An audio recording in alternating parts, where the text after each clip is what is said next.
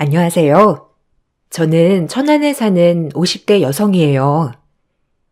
어려서 집안 어른들의 약속으로 인해 지금의 남편을 만나 결혼을 했어요.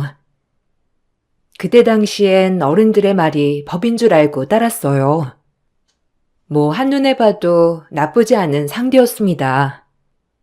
저희 할아버지 옛 고향 친구의 손자였는데 집도 대대로 가수원을 하고 물려받은 재산이며 땅이며 많은 노다지 집이라고 했어요. 남편도 절 처음 보자마자 바로 한눈에 반했는지 바로 프로포즈를 하더라고요. 저도 그런 남편이 싫지는 않았죠. 그렇게 시작되었어요.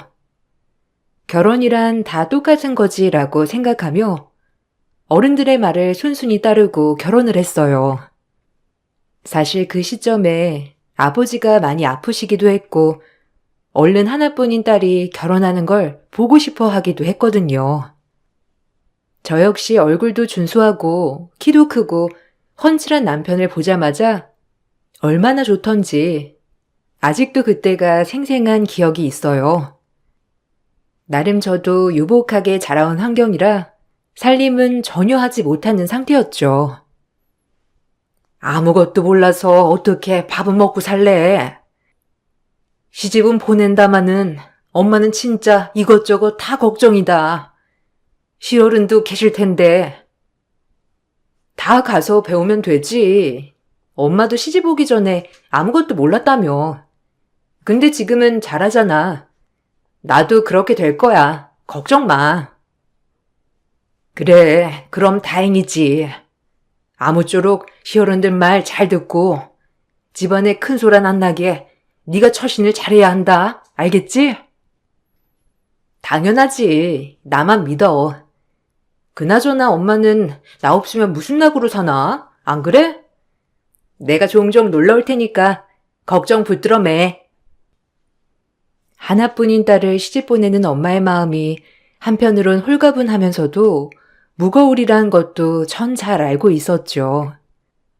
다행히 시어른들이 저를 무척이나 예뻐해 주셔서 저희 부모님은 걱정을 한시름 덜 수 있었어요. 그렇게 남편과 얼마 안 있다가 결혼식이 진행되었고 처음엔 굉장히 잘 맞았어요.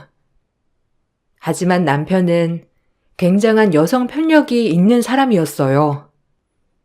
결혼 전에도 여자 문제도 많이 일으켰었고 집안의 재산을 생각해서 일도 게을리하는 사람이었죠. 결혼을 하면 달라질까 생각했던 시부모님도 결혼 후 똑같은 남편의 모습에 저에게 새삼 미안해하는 일이 다반사였어요. 처음엔 적응도 되지 않고 내가 어떻게 살아갈까 이런 막막함이 있더라고요. 그래도 다행인 건 저를 만난 후 여자 문제는 일으키지 않았고 그저 일을 하지 않는다는 거, 저에게 막말을 일삼는다는 게 문제였어요. 아니, 여자 문제는 제가 딱히 눈으로 보지 않았기 때문에 아닐 거라고 당연히 믿었었죠. 그것이 부부의 미덕이라 생각했거든요. 미안하다, 아가야. 제가 아직 사람이 덜 돼가지고 아무리 혼내고 달러봐도 소용이 없는 게 참 안타까워. 아니에요. 어머님도 하실 만큼 하시는데요, 뭐. 본인 하기 나름이죠. 전 괜찮아요. 시간이 지나면 성훈 씨도 정신 차릴 거예요. 무슨 일이 있으면 나한테 얘기해. 내가 철저히 네 편인 거 알지? 우리 성훈이 너에 비하면 한없이 모자란 애야. 그렇게 좋게 봐주시니 저야 감사하죠. 어머님 아니었으면 아마 이 집에 시집 온 걸 후회했을 거예요. 어머님은 그 정도예요. 누구보다 인내심이 강했던 저는 시간이 지나면 남편이 제자리를 찾을 거라고 생각했어요. 그리고 처음에 남편을 굉장히 좋게 봤던 면도 있었기 때문에 조금은 참을 수 있었습니다. 아마 본심은 안 그런데 그냥 원래가 표현 방식이 저렇게 무뚝뚝하구나라고 생각하며 위안을 삼는 날도 많았어요. 하지만 제가 그냥 넘어가면 넘어갈수록 남편은 더욱더 망나니처럼 나오기 시작했어요. 어제는 누구랑 술 마신 거야? 누구랑 마셨길래 이 아침에 들어오냐고. 어른들이랑 다 같이 사는 집에서 너무한 거 아니야? 네가 무슨 상관인데? 마누라 노릇한다 이거냐? 나한테 신경 꺼. 난 자유로운 사람이야. 알겠어? 나한테 간섭하지 마. 뭐? 간섭이라니? 우리 부부야. 어떻게 내가 당신 귀가 시간 같은 거 얘기도 못해? 그럴 거면 결혼 왜 했어? 왜 했냔 말이야. 그만 땡땡거려. 결혼은 너 혼자 했냐? 나도 너한테 불만 많다 이거야. 아주 쟤 혼자 피해자인 것처럼 맨날 땡땡거리고 있어. 그래, 오늘 다 말해보자. 그렇게 불만이 많으셔? 뭔데? 말해봐. 내가 도대체 얼마나 잘못을 했길래 불만이 있는지. 그 순간 남편이 뺨을 내리쳤어요. 남편은 저와 싸울 때 혹시라도 저에게 말발이 딸리거나 할 말이 없어질 땐 저렇게 손찌검도 하는 일도 허다했어요. 처음 손찌검을 당한 날은 너무 어이가 없고 당황스러워서 집을 나왔죠. 막상 집을 나오니 정말 갈 곳은 마땅치 않더라고요. 부부싸움을 하고 집을 나온 모습을 부모님이 아시면 속상해 하실 거고, 집이 아닌 다른 곳을 가자니 갈 데가 없었고요. 그렇게 집 근처 카페에서 울고 있던 저였죠. 저를 하루 종일 찾고 있던 시어머니의 손에 이끌려 다시 집으로 돌아오게 되었고요. 아이고, 어디 갔었어? 내가 미안하다. 성훈이 대신 사과할게, 어? 곱고 고운 너를 이렇게 아프게 해서 미안해. 어머님이 뭐가 미안해요. 성훈 씨가 잘못한 건데 그이는 제가 집을 나가도 잠만 잘 자고 있죠? 정말 결혼은 괜히 했나 봐요. 아니야. 성훈이도 반성하고 있어. 그러니까 우리 집에 가자꾸나. 네 집이 저기 있는데 어딜 나와. 나가도 그놈이 나가야지. 시어머니는 절 그렇게 한참 동안 달래시곤 집으로 데리고 들어갔습니다. 본인의 아들임에도 불구하고 늘 아들을 먼저 꾸짖었어요. 그런 남편은 어머님 앞에선 찍소리도 못했었고 늘 저에게 사과를 했죠. 다신 안 그러겠다고 말이에요. 그렇게 매번 반복되었어요.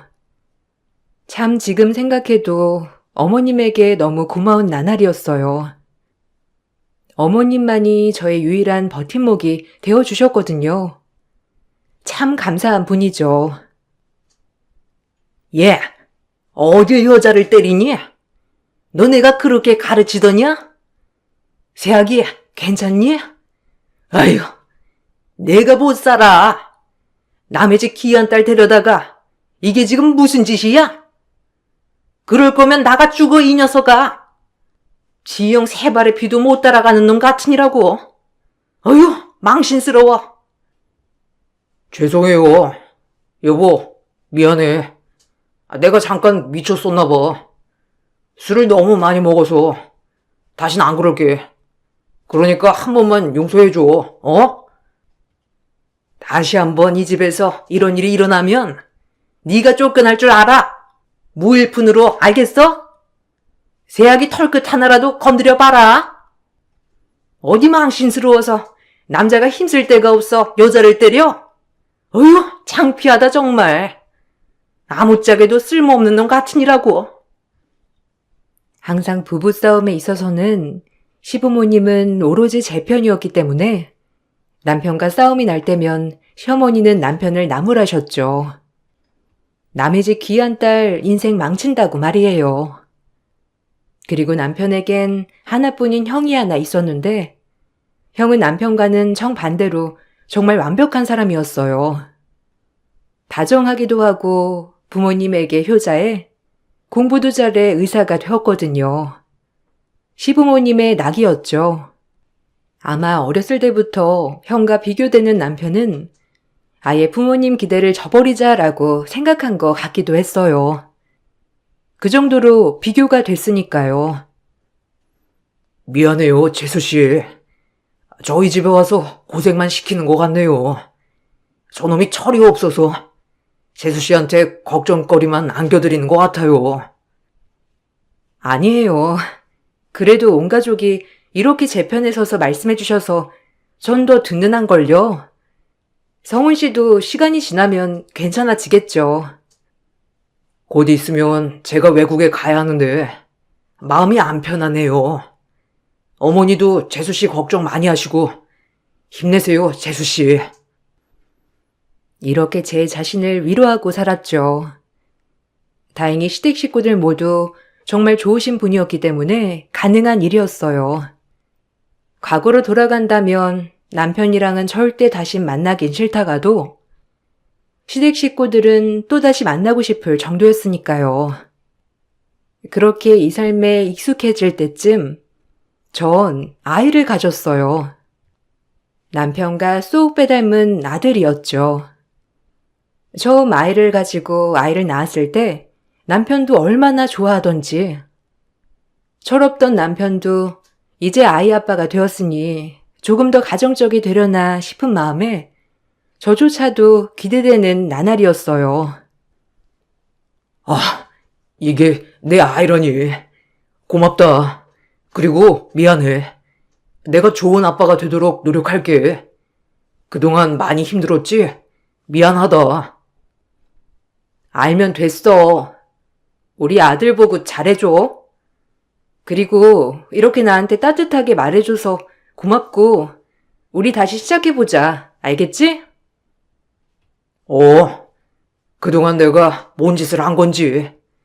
우리 아들 얼굴 보니까 정신이 번쩍 드네. 이렇게 멋지게 낳아줘서 너무 고맙다. 아이를 낳고 나니 남편은 조금 변한 듯 했어요. 일도 대충대충 하던 사람이 이제는 착실하게 일도 하려고 하고 아이에게 부끄럽지 않은 아빠의 모습을 보여주려고 하는 것 같았어요. 아이가 태어나고 3, 4개월이 얼마나 행복했는지 몰라요. 하지만 그것도 잠시 남편은 일을 잘 다니다가 또 그만두고 중간에 집에 오기 시작했죠. 천성이 게으른 사람이었어요. 처음엔 아이가 태어났으니 당연히 변하겠지라고 생각했던 제 마음도 싸늘히 식어가기 시작하더라고요. 얼마나 한심하던지. 도저히 못해 먹겠네. 나랑 안 맞아. 나는 누구 밑에서 일할 사람이 아니라니까. 엄마가 미리 재산 하나 좀 떼어주면 장사나 시작해 볼 텐데. 그것도 쉽지 않고 진짜 죽겠네.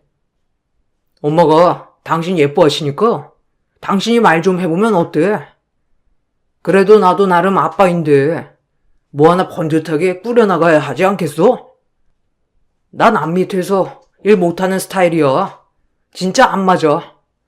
어찌나 떽떽거리는지. 일하는 게 다 그렇지. 어떻게 내 입맛에 딱 맞추겠어? 그리고 자기도 그런 걸 이겨내야지, 안 그래? 잘할 수 있잖아. 네가 뭘 알아? 도움 줄 거 아니면 신경 꺼. 어휴, 짜증나. 내가 너라면 남편 위에 엄마 구슬려서 한미천 받아내겠다. 역시나 남편은 이런 식으로 일을 하다 말고 하기를 반복했죠. 그러다 점점 술을 다시 마시기 시작했고 다시 예전의 남편 모습으로 돌아가기 시작했어요. 시어머니는 이 모습을 보시고 안 되겠다 싶으셨는지 어느 정도 여윳돈을 주시더라고요. 아마 계속 두고 보시다가 어머님도 내린 결단이었죠. 어찌나 감사하던지. 그리고 어머님은 저에게 말했습니다.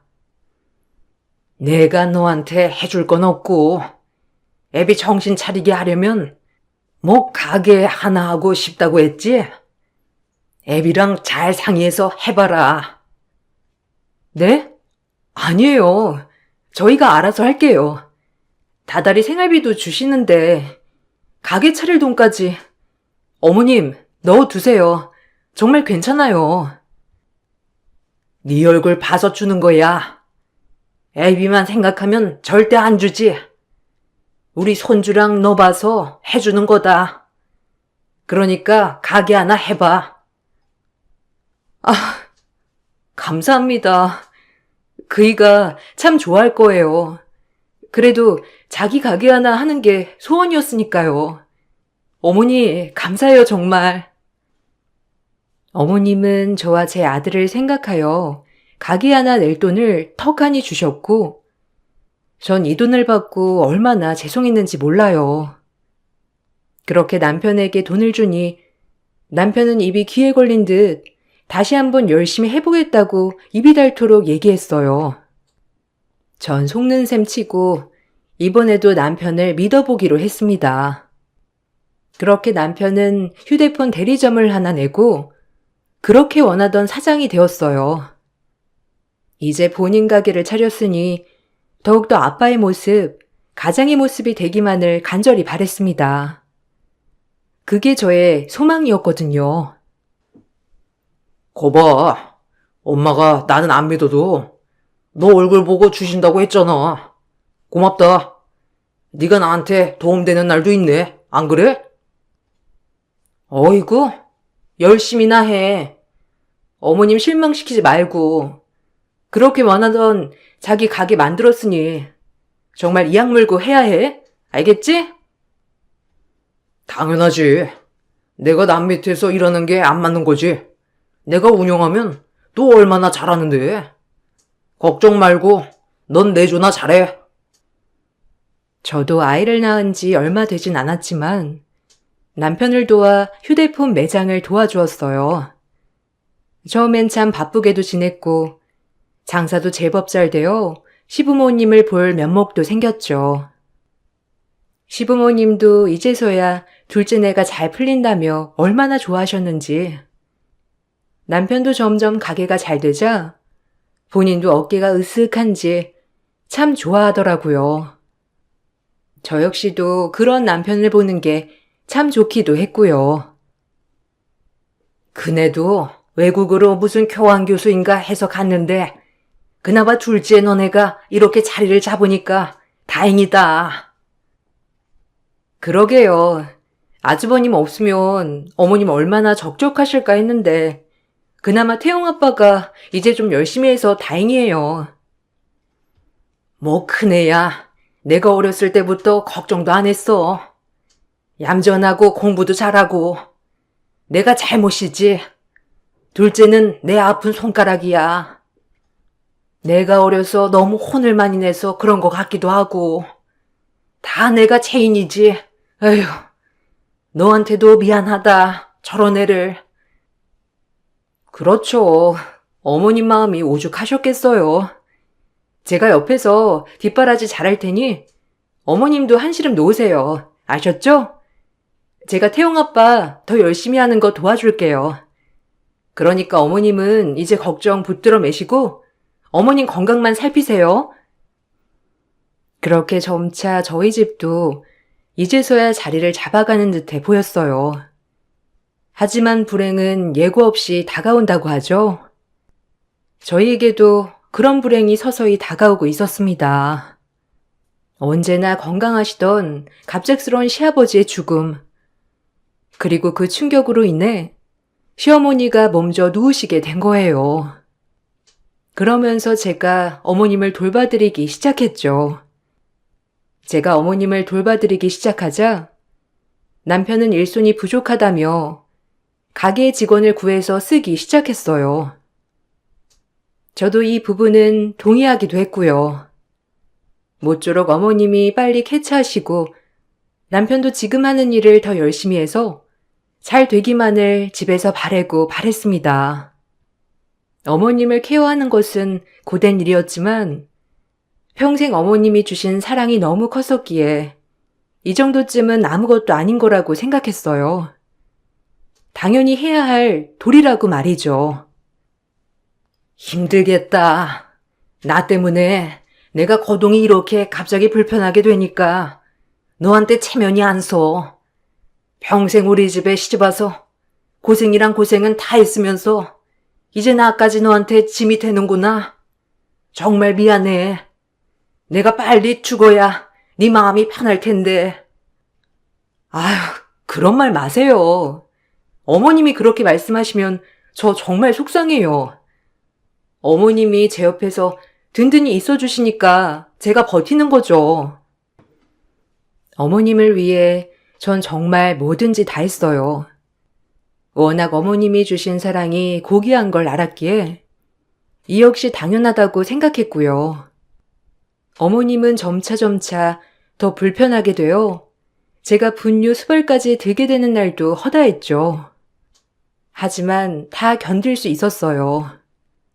그러던 어느 날 남편이 요즘 좀 수상하더라고요. 핸드폰에 있는 통화 목록을 지우기도 하고 주말마다 외박을 일삼기도 했고요. 전 혹시나 하는 마음에 남편을 떠보았지만 그때마다 일하느라 힘들다고 하는 남편에게 스트레스가 되는 것 같아 참았어요.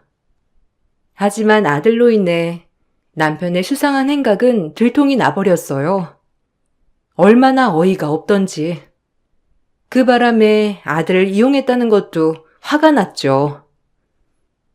아니, 나 핸드폰 누나랑 아빠랑 레스토랑 가서 돈가스 먹었다. 아, 맞다. 아빠가 이거 말하지 말라고 했는데. 무슨 소리야? 핸드폰 누나라니? 아빠 회사 직원 누나 말하는 거야? 셋이 돈가스 먹으러 갔었어? 근데 왜 말하지 말래? 아, 아빠가 그냥 이런 거 엄마한테 얘기하는 거 아니래. 그리고 그 누나가 아빠한테 막 자기라고 했다? 근데 아빠가 그러지 말라고 막 그러면서 그랬어. 엄마, 이거 아빠한테 얘기하면 절대 안 돼. 알겠지? 비밀이라 그랬단 말이야. 어? 아들의 한마디에 청천벽력같이 무너지는 것 같았어요. 자기들 바람에 아들까지 대동하다니.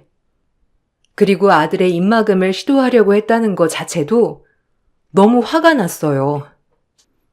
결혼 후 술을 먹고 일을 안 나가거나 이렇게 속을 썩인 적은 있어도 바람으로 속을 썩인 적은 없기 때문에 저 또한 충격적이었죠.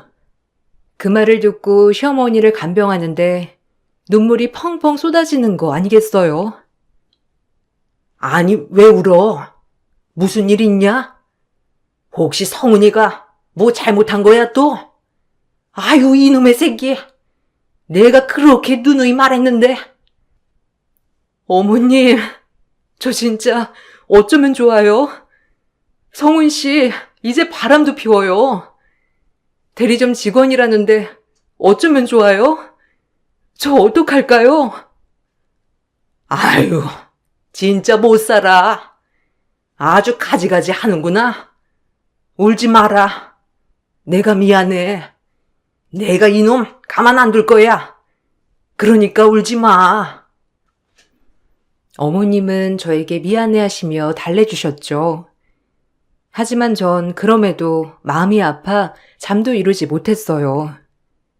남편이 실망시키는 게 이번 한두 번이 아니었지만 이번엔 정말 뭔가 끝일 것 같은 예감이 들었거든요. 전 이대로 가만히 있을 수 없었어요.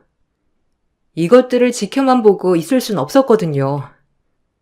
전 어머님께 양해를 구하고 그날 남편네 대리점을 찾아갔어요. 남편은 저를 보곤 놀라더라고요. 아니, 당신이 웬일이야? 엄마는 바쁜 시간 아니야? 말도 없이. 이렇게 일하는데 불쑥불쑥 찾아오면 어떡해? 어머, 사모님 나오셨어요? 차 한 잔 드릴까요? 모가차랑 커피 있는데 둘 중에 어떤 걸로 드릴까요? 네? 너나 처먹어. 당신 나한테 할 말 없어? 아주 둘이 하루 종일 붙어 있는구나. 이렇게 눈 가리고 앙하니까 좋았니? 아들한테 입막음까지 하면서 바람을 피우고 싶었어? 내가 얼마나 손발이 후들후들 떨렸는 줄 알아? 네가 어떻게 나한테 이래? 제가 미친 듯이 남편에게 따져대자 남편은 당황한 듯 했지만 오히려 저에게 뻔뻔하게 나오더라고요. 상간녀 또한 마찬가지고요. 지금 그거 말하려고 엄마도 내팽개치고 온 거야? 아니, 집구석에서 가만히나 있지. 여기가 어디라고 와서 나대? 뭐? 나대? 네가 지금 내 앞에서 그게 할 말이야? 아, 자그마치 13년이야.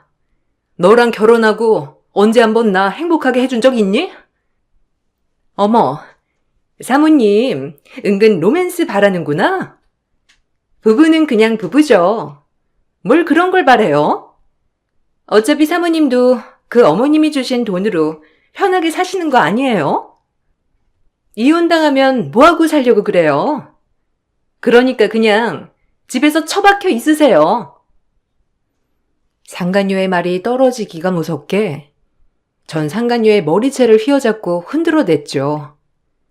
남편도 말리고 상간녀도 얼마나 악을 써댔는지 아주 어이가 없었어요. 그렇게 저희는 한참을 매달리고 싸우다 제가 제풀에 지쳐 나가 떨어졌어요.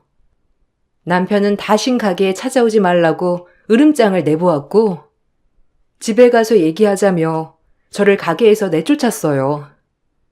상간녀 앞에서 얼마나 체면이 안 서던지. 집에서 얘기해. 손님 떨어진다. 여기가 어디라고 가장 체면 안 서게? 얼른 가. 택시 타고 가. 나중에 얘기하자. 나중은 무슨 나중이야? 당신 진짜 끝까지 이럴래? 우리 태영이 생각은 안 하는구나. 빨리 정리해. 안 그러면 알아서 해. 남편은 절 쫓아내듯 내쫓았고 전 울면서 택시를 타고 집으로 돌아왔어요. 집에 와서 얼마나 울었는지 눈이 퉁퉁 부었더라고요. 어머님은 제 눈치만 살피시느라 이러지도 못하고 저러지도 못하셨죠. 이런 모습을 보여드리니 어머님에게 죄송하더라고요. 가뜩이나 쇠약해지신 어머니한테 또 못 볼 꼴만 보여드린 것 같아 얼마나 죄송하든지. 하지만 그날은 저도 어찌할 도리가 없었죠. 죄송해요, 어머님. 어머님도 마음 아프실 텐데. 근데 저 이제 그 사람이랑 살 자신이 없어요. 어머니, 저 이혼할까 봐요. 이혼이라니. 네가 왜 이혼을 하냐? 그년놈을 작살내야지. 네가 왜? 아이고, 진짜 미안하다. 내가 이 썩을 놈의 자식을 그냥? 어떻게 해야 할까요? 진짜 모르겠어요. 애를 생각하면 애한테 이런 모습 보이고 싶지 않은데 이렇게 사는 게 맞는 건가 싶고. 내가 설득해볼게. 내 말은 잘 들을 거야. 너한테는 내가 죄인이다. 어쩌다가. 그래도 고마워. 이렇게 내 옆에 있어줘서. 어머니도 이렇게 단호하게 말씀하셨지만 절대 들을 위인은 아니었고요. 그렇게 이러지도 저러지도 못하고 있을 때 시어머니는 충격인진 몰라도 건강이 더욱더 악화되기 시작했어요. 남편은 너무나도 미웠지만 저에게 최선을 늘 다하신 분이었기에 시어머니만은 제 손으로 끝까지 모시고 싶다는 바람도 있었죠. 그렇게 시어머니의 병수발을 끝까지 들게 되었습니다. 거의 막판에 가서는 어머님이 저까지 못 알아볼 정도로 많이 쇠약해지시기도 하셨지만 그래도 어린아이처럼 귀엽기만 했어요. 남편도 어머님이 많이 안 좋아지자 조금은 잠잠했죠. 집에도 일찍 들어오고 이제 좀 반성하는가 싶었거든요. 그렇게 어머님의 간병을 하던 어느 날 어머님은 제 옆에서 주무시다가 돌아가셨습니다. 그렇게 어머니와의 마지막 이별이 되었어요. 어머님, 감사합니다. 어머님 덕분에 행복했어요. 이렇게 옆에 계셔주셔서 감사해요. 어머니, 좋은 곳으로 가세요. 할머니, 죽지 마요. 일어나란 말이에요. 엄마, 이제 할머니 없는 거야? 거짓말. 할머니, 일어나요. 어머니가 돌아가시고 전 부랴부랴 남편과 미국에 있는 시숙에게 얘기하여 장례 준비를 하기 시작했어요. 그리고 장례식을 차례차례 준비하고 있을 때 장례식장 전광판에 며느리 옆 이름을 그 핸드폰 가게 상간녀 이름을 올린 것이 아니겠어요? 전 그 모습을 보고 눈이 돌더라고요. 그리고 상간녀가 장례식에 도착하여 상복을 입는 것을 보자 너무 어이가 없었죠. 이게 뭐 하는 짓이야? 며느리? 지금 며느리라고 한 거야? 당신 제정신이야? 태영이가 보면 무슨 생각을 하겠어? 너도 생각이 있는 년이니? 지금 이게 둘이 뭐 하는 짓이야? 아, 진짜 당신은 정말 갱생불가의 인간이구나. 정말이지 최악이야. 넌 간병인이지 아니었나? 나한테 너는 그냥 엄마 간병인 그 이상도 그 이하도 아니야. 그러니까 적당히 빠져. 이제 사람들 조문 올 건데 좀 빠져야 하지 않겠냐? 며느리가 둘이면 웃기잖아. 간병인은 빠지세요. 이제 너랑도 끝이야. 어머, 어떡해요? 뭐 오빠한테 얘기해서 양육권, 친권 다 가져가요. 저야 오빠랑 새 출발하면 그만이니까.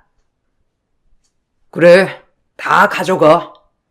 그냥 내 눈앞에서만 사라져라. 이제 네 꼴 보기도 지긋지긋하다. 얼른 나가. 네가 상복 입으면 사람들이 뭐라고 하겠어? 아주 돌았구나. 너네가 날 물로 봤어, 안 그래? 내가 가만히 있을 것 같아? 나쁜 것들. 너네 내가 가만 안 둬, 알겠어? 버러지 같은 것들. 전 분이 안 풀려 남편과 상간녀에게 악다구니를 쓰며 요란을 떨었지만 남편은 그런 저를 끌어내려고만 했어요. 그렇게 망연자실 앉아서 울고 있을 때 급하게 귀국한 시숙이 제게 오더라고요. 그러더니 전광판에 며느리 이름을 보고 크게 대로하셨죠. 시숙은 곧장 저에게 다가와 저를 일으켜 세우곤 말했습니다. 그리고 오로지 저의 편이 돼주겠다고 옆에서 말을 하였어요. 정말 상종 못할 인간들이네요. 재수씨, 미안합니다. 일어나세요. 그리고 고마웠어요. 울지 말고 일어나세요. 아주버님, 오셨어요? 저까지 저기 들어가면 조문 온 사람들이 뭐라고 생각하겠어요. 어머님도 그걸 바라시는 건 아닐 테고. 저희 집 며느리는 재수씨 한 사람뿐이에요. 엄마가 인정한 사람이기도 하고요. 저랑 같이 들어가요. 일어나세요. 저를 부축해 빈소로 들어간 시숙은 도착하자마자 제 남편의 뺨을 날렸죠. 그리고 상간녀를 위아래로 훑더니 아주 크게 웃더라고요. 전 순간 제 눈으로 뭘 본 건가 했고 한편으론 시숙한테 너무 고맙기도 했습니다. 그렇게 시숙은 저의 편이었거든요. 한심한 새끼. 너까지 게 재수씨 없으면 날개를 펼칠 수 있을 것 같아? 내 동생이지만 이젠 연을 끊어야겠다. 이건 사람 새끼가 아니지. 재수씨가 우리 집에 어떻게 했는데? 엄마가 마지막 남긴 유서야. 변호사가 나한테 보낸 거야. 마지막까지 널 얼마나 못 믿었으면 미국에 있는 나한테 이런 걸 보냈겠어? 한심한 놈. 이제 끝이야, 니까 것들은. 알겠어? 인간 같지도 않은 것들. 이 말을 끝으로 시숙은 어머님이 남긴 유서를 펼쳐보았죠. 그 유서에는 모든 재산의 반을 아주버님 그리고 저에게 상속한다는 내용이 있었어요. 아들에게는 1원 한 장 남기지 않았죠. 아, 가게 빼고는요. 순간 남편은 아닐 거라고 하며 소리를 질러댔어요. 소리를 지르는 남편을 뒤로 한 채 상간녀 또한 입이 떡 벌어져서 남편에게 어떻게 된 일이냐며 따져묻기 시작하더라고요. 저 역시도 어안이 벙벙했어요. 아무리 어머님이 절 살아생전에 그렇게 예뻐하셨어도 모든 재산의 반을 저에게 준다는 게 믿기지가 않았거든요. 하지만 시숙은 어머님이 저에게 참 많이 고마워하고 미안해했다고 말을 하며 받을 가치가 있다고 했어요. 아, 거짓말 마, 형. 엄마가 나한테 1원 한 장 안 남길 리가 없잖아. 얘는 남남인데 빗줄인 나한테 이런다고? 말이 돼? 아니, 오빠, 어떻게 된 거야? 그럼 오빠 알거지 되는 거야? 뭐야? 말 좀 해봐. 내가 오빠랑 그럼 왜 만나? 그동안 재산 보고 만난 건데? 둘이 아주 잘 어울리네. 한 쌍의 인꼬 같아. 재수씨, 얘랑 당장 이혼하고 새 인생 사세요. 태영이 데리고. 제가 재수씨한테 하고 싶은 말이에요. 그동안 저희 집에 와서 고생만 했죠? 미안합니다. 엄마가 가장 미안하다고 전해달라고 하셨어요. 돈으로 보상할 순 없지만 그래도 엄마의 마음이에요. 그리고 감사합니다. 마지막까지 엄마 지켜주셔서 정말 감사해요. 아, 이거 아니잖아. 여보, 아니, 저거 전광판 당장 바꿀게. 내가 미쳤었나봐. 우리한텐 태영이가 있잖아. 어? 뭐? 그럼 나는, 내가 미쳤지. 유부남 뭐가 좋다고? 쓰레기 새끼. 갱생 불가야 너는. 나한테 연락하지 마. 이제 와서? 어머님 재산 반이 다 나한테 온다니까. 이제 와서 여보래? 아니, 넌 이미 기회를 잃었어. 태영이도 버렸잖아. 2년이랑 같이 산다고 나보고 양육권 친권 가져가라며. 넌 아빠 자격 상실이야. 장례 끝나고 소송 들어갈 줄 알아. 이 끔찍한 놈아. 미안해. 아니, 내가 쟤한테 홀려가지고 진짜 말이 안 된다니까. 아니, 우리 겪은 세월이 있는데 그래. 엄마도 우리 이혼은 바라지 않으실 거야. 그러려고 너한테 설마 재산을 주셨겠어? 엄마 봐서라도 제발 나 좀 살려주라. 그래도 우리 엄마 아들인데. 한심한 자식. 지복을 발로 차는 놈. 넌 재수씨 얼굴 보는 거 자체가 뻔뻔한 놈이다. 나 역시도 너랑은 이제 끝인 것만 알아둬. 상간녀는 남편에게 소리를 지르고 장례식을 박차고 나가버렸어요. 아마 돈 없는 남편, 더 이상 만날 필요가 없다고 생각했겠죠. 그리고 남편은 갑작스럽게 태도를 돌변하기 시작했고, 전 너무 어이가 없었죠. 재산반이 나한테 상속된다는 말에 손바닥 뒤집듯 비는 남편이 우스웠고, 그런 남편과 정말 모든 걸 끝내야겠다고 다짐했어요. 전 남편을 뿌리치며 말했어요. 화가 났거든요. 아니, 너랑 끝이야. 어머님 장례식장에서 이렇게 소란 피우고 싶지 않지만 네가 인간이니? 넌 인간이길 포기한 놈이야. 재수씨, 잘 생각했어요. 저놈도 이제 아무 그늘 없는 데서 고생 좀 해봐야 해요. 평생을 지복을 발로 차는 놈. 한심해. 당신 어머님 때문에 버텼어. 그리고 당신 가족들 때문에. 당신 같은 사람 진작에 내가 폐기 처분했어야 하는데. 어머님 때문에 지금까지 참고 산 줄만 알아. 인간 같지도 않은 놈.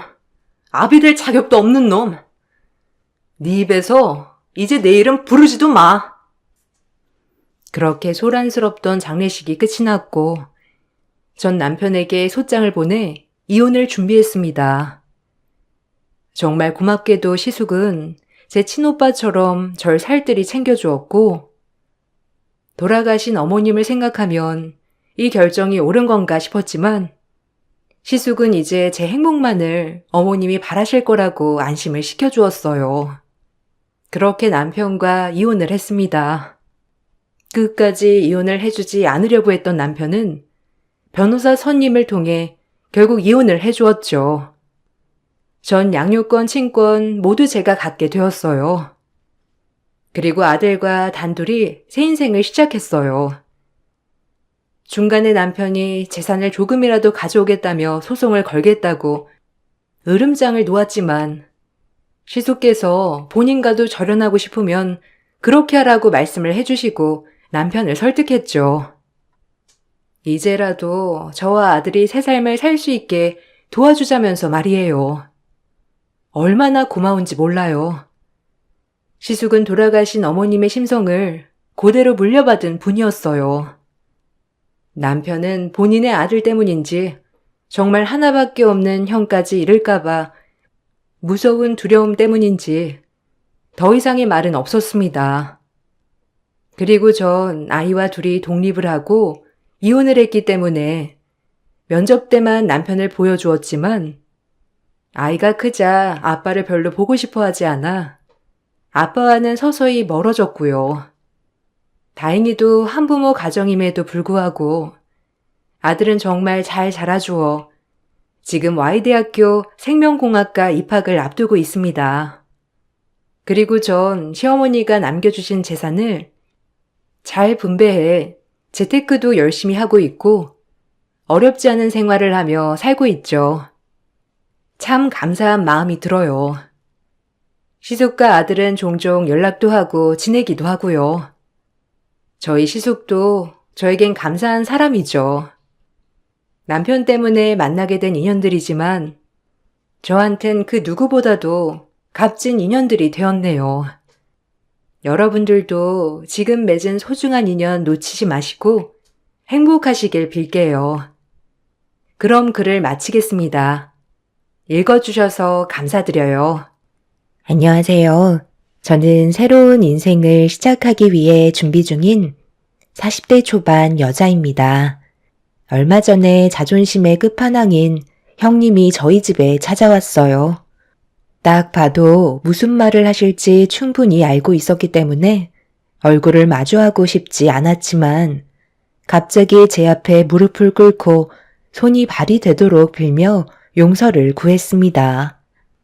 하지만 이미 늦어버린 터라 저는 아무것도 해줄 수가 없었네요.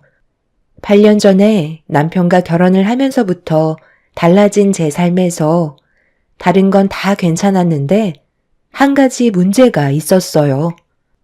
그건 다름 아닌 형님과의 관계였죠. 저를 상당히 의식하는 게 느껴졌고 뭐든 저와 비교를 하며 자신이 더 우월하다는 걸 항상 보이려고 많은 노력을 하셨네요. 그런 모습이 저에겐 크게 문제되지 않아 무시하면서 지내왔었는데 형님은 저와 반대로 자존심이 상당히 강했었기 때문에 뭐든 저보다 잘났다는 걸 드러내 보이고 싶어 했어요. 그런 모습을 보면서 왜 이렇게 삶을 피곤하게 사는지 이해할 수 없었지만 각자 만족하는 부분이 다르기 때문에 그냥 그러려니 했었어요. 자기 잘난 맛에 사는 사람들도 있으니까요. 그런데 그런 형님의 성격이 제 삶의 걸림돌이 될 거라곤 예상하지 못했네요. 어느 정도 거리만 두고 관계 유지만 하면 될 줄 알았지만 제 인생에 직접 개입을 하면서 상황은 많이 달라지게 되었고 불안하게 유지를 하고 있었던 관계에 엄청난 파장을 불러일으키는 사건이 찾아오고 말았어요. 제 사연은 1년 전에 남편이 갑작스럽게 세상을 떠나면서부터 시작이 됩니다.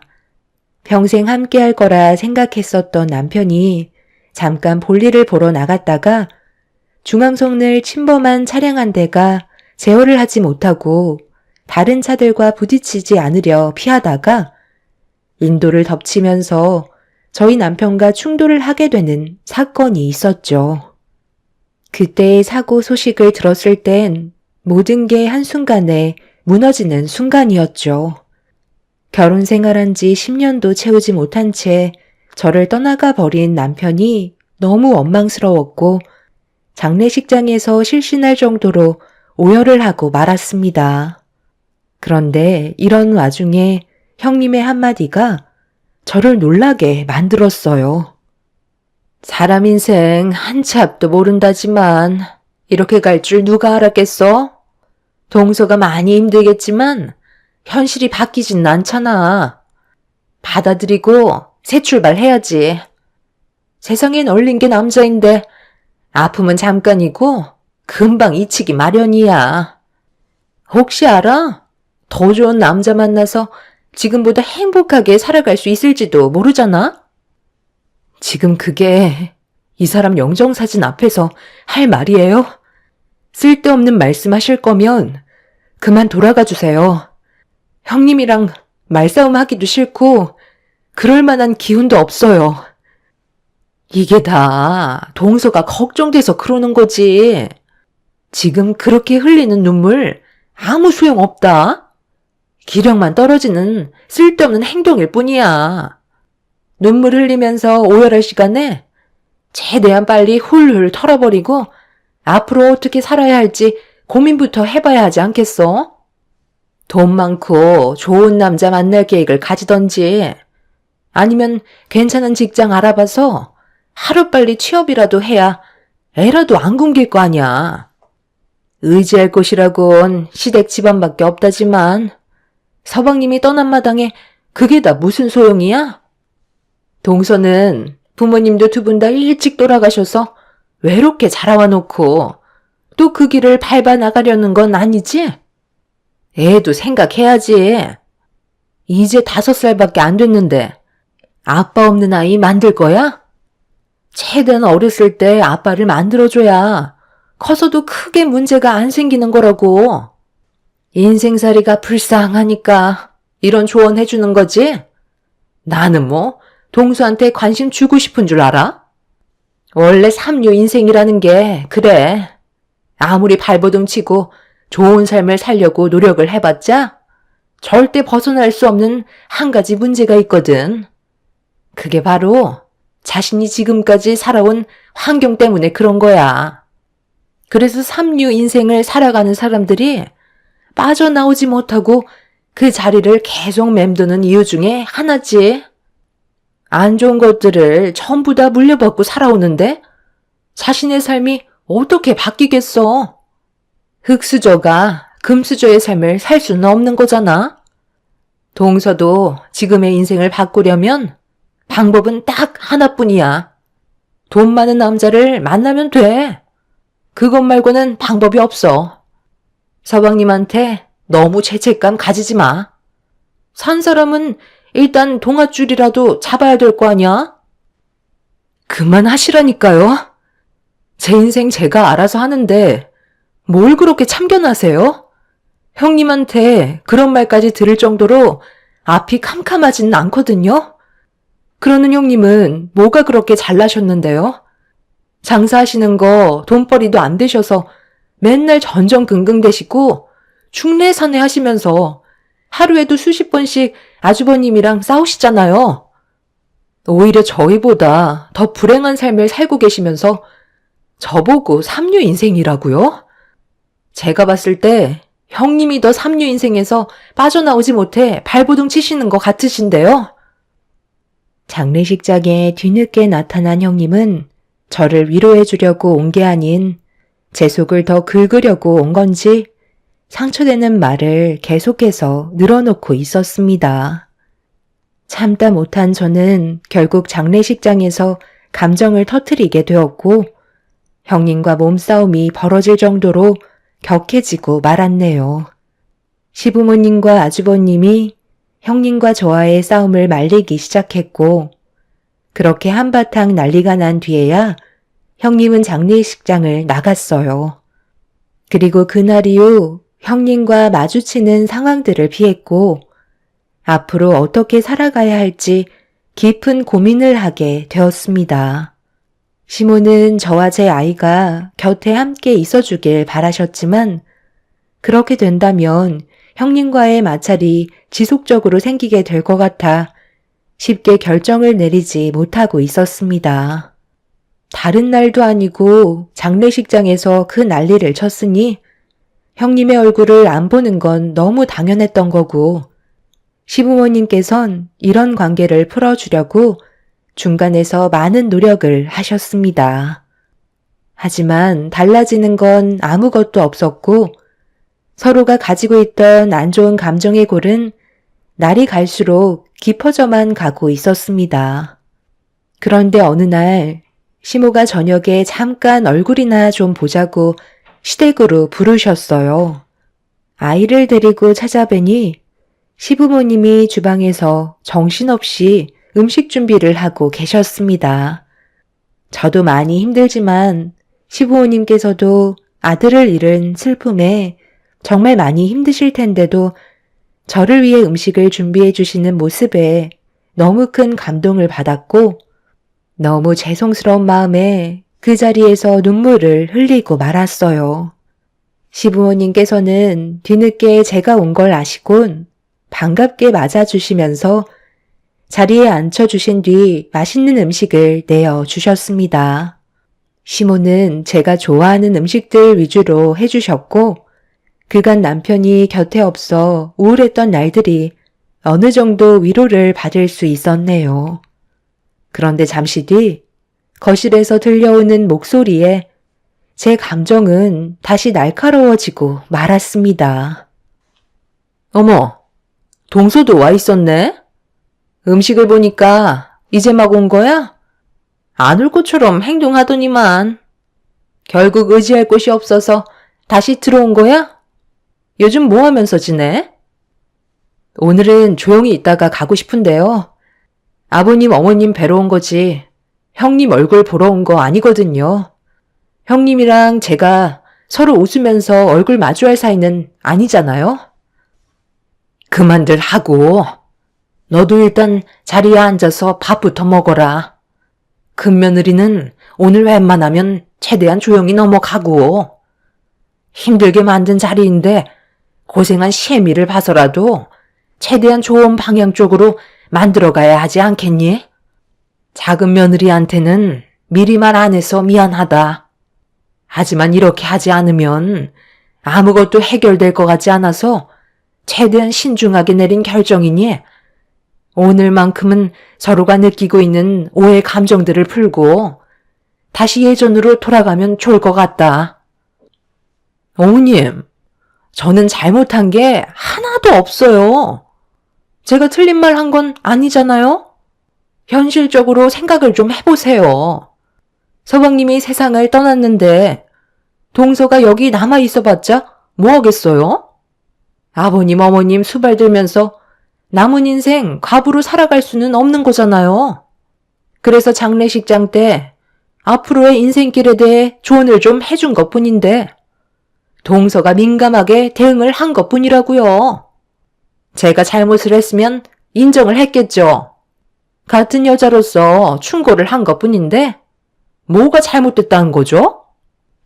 형님, 그건 나중에 따로 얘기해도 되는 문제 아니었나요? 하필 장례식장에서 그 사람 떠난 충격이 가시지도 않았는데 꼭 그런 식으로 말을 하셔야 돼요? 그리고 왜 저희 집안 얘기까지 꺼내시는 건데요? 부모님이 떠나신 지가 언제인데 그걸 거론하면서 제 삶이 삼류 인생이라고 하셨잖아요. 그럼 형님 인생은 인류인가요? 피장파장 똑같은데 장례식장에서 남의 삶에 대해 지적하면 기분이 좋을 사람이 누가 있겠어요? 솔직히 형님도 가진 건 별거 없으시면서 맨날 있는 척하고 사치나 부리시잖아요.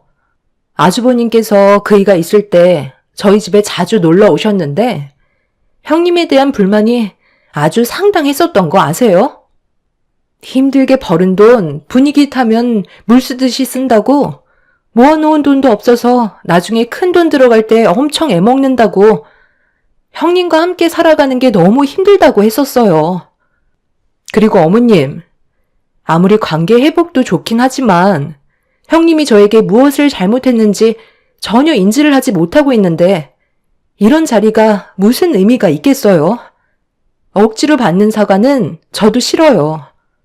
오늘은 그래도 저를 위해 신경 써주신 만큼 조용히 있다 갈 테니 형님도 이제 그만하세요. 어차피 저와의 감정이 해결되지 않을 거라는 거 잘 알고 계시잖아요. 서로의 성격 차이 문제인데 어쩌겠어요. 저는 더 이상 아무 말도 하지 않을게요. 틀린 말 한 거 하나도 없는데 동서도 참 자존심 하나는 엄청 강한 것 같다. 그 말이 그렇게 듣기 싫었어? 어머님한테 들어보니까 취업도 안 되고 있다며? 서방님 밑에서 벌어먹고만 살았으니까 무슨 일을 해야 될지도 모르겠지? 요즘 세상 다 학력 보고 사람 뽑지 않나? 부모님 잘못 만나 삼류 인생을 사니까 대학도 삼류대를 나온 거잖아. 그러니 취업까지 안 되는 거고. 내가 하는 말이 틀린 게 조금이라도 있었어? 전부 다 맞아 떨어지고 있잖아. 그래서 돈 많은 남자 찾아서 동서 인생의 날개 좀 다르라는 건데 그걸 그렇게 안 이꼽게 받아들여서 아버님 어머님 고생하게 만들고 정말 한심하다. 동서가 서방님을 잃은 만큼 아버님 어머님께서도 지금 정신적으로 많이 힘드신 상태라고. 동서가 대접을 받는 게 아니라 직접 챙겨드려야 되는 상황 아니야? 아버님 어머님, 제가 힘드실까봐 힘내시라고 용돈 좀 넣어드렸어요. 필요한 거 사시고 두 분이서 여행이라도 좀 다녀오세요. 바람을 쐬야 정신이 맑아진다고요. 액수는 마음에 드세요? 누가 이딴 거 달라고 했니? 너 지금 작은 며느리한테 말하는 게 그게 뭐야? 불난 집에 부채질 하는 것도 아니고 방금 삼류 인생이라고 그랬니? 작은 며느리의 사돈분들은 당신 딸을 키우기 위해 최선을 다해 노력하셨고 안타깝게 세상을 떠나셨다. 그런데 그런 말을 서슴없이 하고 있어? 네가 지금 한 말은 우리 집안도 삼류 집안이라는 거냐?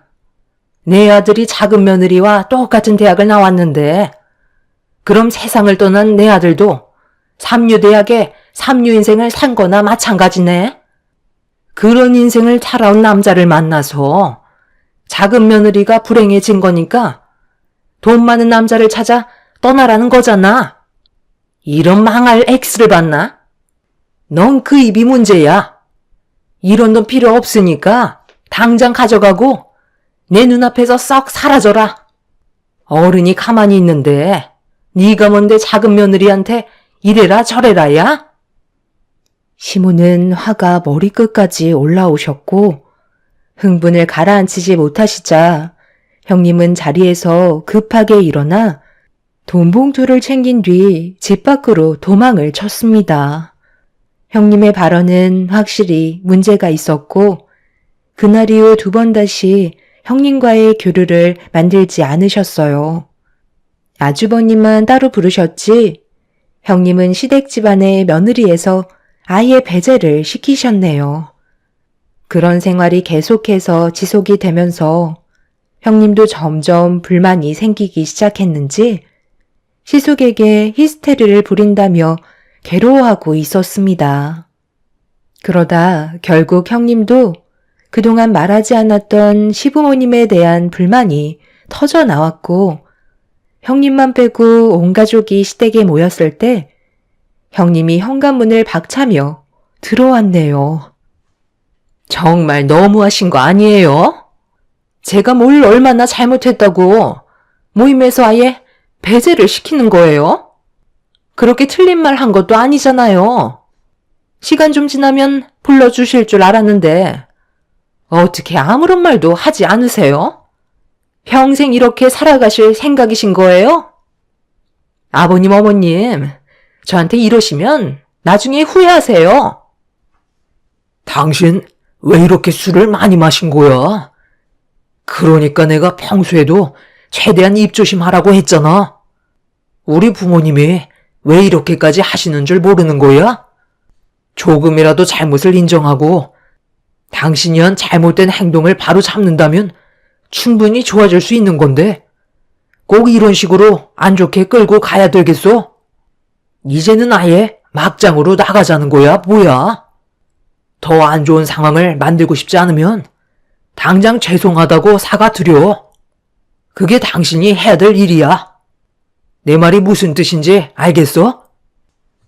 정말 웃기지도 않네. 나는 뭐 이 집구석에서 대우받으면서 살고 싶은 줄 알아? 더러워서 인연 끊는다. 팔은 안으로 굽는다더니 남편이라고 지금까지 끼고 살았더니만 조금도 내 편을 들어주지 않네. 여태까지 당신이랑 함께한 내 세월은 아무것도 아니냐고. 잘난 사람들끼리 한번 잘 살아봐. 그래, 너 말 잘했다. 이참에 아예 인연을 끊어버리자. 우리는 그동안 너 눈치 보면서 안 살았는 줄 아니? 그래도 조금은 정신 차렸을 줄 알았는데 어떻게 된 게 더 삐딱선을 타고 있어? 두 번 다시 우리 집에 발도 들이지 마라. 아들, 너는 어떻게 저런 철딱선이 없는 여자를 데려와서 집안 꼴을 이렇게 만들어? 둘의 관계 다시 진지하게 생각해보고 앞으로 어떻게 할 건지 나한테 결과만 통보해라. 하는 짓 하곤 삼류보다 못한 인생을 살고 있으면서 누구 보고 삼류라는 거야? 네가 한 행동에 대해 진심으로 잘못을 인정했다면 나는 충분히 받아줬을 거고 좋은 관계를 유지하기 위해 최대한 노력을 했을 거다. 삼류 눈에는 삼류만 보일 뿐이죠. 저를 놓치신 걸 분명 땅을 치고 후회하실 겁니다. 다시는 이 좁아터진 집구석에 발도 들이지 않을 테니까 걱정 마세요. 형님, 방금 어머님께서 잘못을 인정하면 충분히 용서해 줄 마음이 있다고 하셨잖아요. 제발 자존심 좀 그만 내세우시고 이제 그만 용서를 구하세요. 그럼 더 이상 아무 일도 없을 건데 꼭 일을 이렇게 크게 만들어야 되겠어요? 이런다고 뭐가 좋아지는데요? 나중에 형님이 제일 크게 후회하실 테고 그때 돼서 잘못을 뉘우치셔봤자 이미 늦게 된다고요. 어머님이 마지막으로 기회를 주실 때 잘못하신 부분 전부 인정하시고 다시 조용히 지내시면 되잖아요. 동서가 뭔데 지금 나한테 이래라 저래라야. 뭣도 없는 주제에 나를 가르치려 들어? 내가 얘기했지? 동서는 앞으로도 이런 미래도 없는 집구석에서 열심히 봉사하면서 과부로 행복하게 살아. 나는 내 인생 알아서 개척하며 더 능력 있고 좋은 남자 만날 테니까. 뭐가 좋다고 이런 집에 버티고 있는 거야? 아구 참, 돈 많은 남자가 아무리 정신이 나갔어도 애 딸린 너 같은 여자 누가 만나주기라도 한다냐? 능력도 없는 주제에 어디서 큰 소리야? 쓸데없는 말 하지 말고 당장 나가. 시모는 술에 취해서 아무 말이나 막 뱉고 있는 형님을 향해 정신 차리라며 찬물을 얼굴에 뿌려버렸고 그걸론 부족하셨는지 주방으로 달려가셔서 소금을 얼굴에다가 사정없이 뿌리셨어요. 저희 가족 모두 형님과 시모를 말리기 시작했고 형님은 저를 강하게 밀치며 이게 다 저 때문이라고 핸드백으로 저한테 마구잡이로 휘둘렀네요. 이런 상황을 뒤에서 지켜보시던 시부는 결국 참지 못하셨는지 형님의 옷깃을 잡으신 채 집 밖으로 내동댕이 치셨고 시숙한테 최대한 서둘러 이혼하는 게 좋을 것 같다며 두 분의 관계를 속히 정리하라고 말씀하셨어요. 시숙도 형님의 행동에 실망을 많이 했는지 시부의 말을 받아들이고 있었는데 잠시 숨을 고르는 순간 집안은 난리가 나고 말았습니다. 형님이 시댁의 창문을 향해 돌을 집어던지며 창문을 전부 다 깨부수기 시작했어요. 가족들 모두 형님의 행동에 너무 놀라 당황해하고 있는데 어디서 가지고 왔는지 다 같이 이 세상을 떠나자면서 휘발유통을 가지고 시댁에 사정없이 뿌려대고 있었네요. 형님은 라이터를 들었고 시숙은 급하게 달려가 형님의 손에 들려있던 라이터를 낚아챈 다음 얼굴에 손을 올려 붙였습니다. 시숙의 손에 뺨을 허용하게 된 형님이 그제서야 난동을 멈췄지만 문제는 집안 곳곳에 뿌려진 휘발유 냄새였어요. 시부모님은 형님의 돌발 행동에 너무 큰 충격을 받으셨고 시숙은 형님을 데리고 집 안으로 들어와 손에 걸레를 쥐어줬네요. 집안에 뿌린 걸 당장 닦아내지 않으면 경찰에 신고하겠다고 화를 냈지만 형님은 꼼짝도 하지 않았습니다. 그 모습을 본 시모는 그 자리에서 경찰에 신고를 하게 되었고 뒤이어 경찰이 찾아와 형님을 데리고 경찰서로 향하게 되었네요. 형님의 사돈 어른분들께서 직접 찾아오셔서는 대신 용서를 구했고 더 이상의 안 좋은 상황은 이어지지 않았지만 그날 이후 시숙과의 관계에도 씻을 수 없는 상처로 남아버려 이혼을 결정하게 되었어요. 만약 일이 더 크게 진행이 됐었다면 가족 모두에게 위험에 빠뜨리는 일이었고 제 아이에게까지 영향을 받게 될지 모를 심각한 상황이었던 거죠. 그래서 시숙은 형님과의 관계에서 크게 고민을 하지 않으셨습니다. 그런 일이 있고 난 이후 그동안 미뤄왔던 일들을 하나씩 해결한 뒤에 제 아이와 함께 살아가기에 좋은 동네로 이사를 결정하게 되었네요. 그렇게 정신없는 날들을 보내고 있던 어느 날 부동산에서 전화가 왔어요. 일단 나와 보시는 게 좋을 것 같다는 말에 하던 일을 멈추고 부동산을 찾아가게 되었죠. 그런데 문을 열자마자 제 눈앞에 보인 건 다름 아닌 형님이었네요. 대충 무슨 말을 하실 건지 짐작은 하고 있었습니다. 형님은 저를 보자마자 사색이 된 얼굴로 입술을 떨며 입을 열었어요.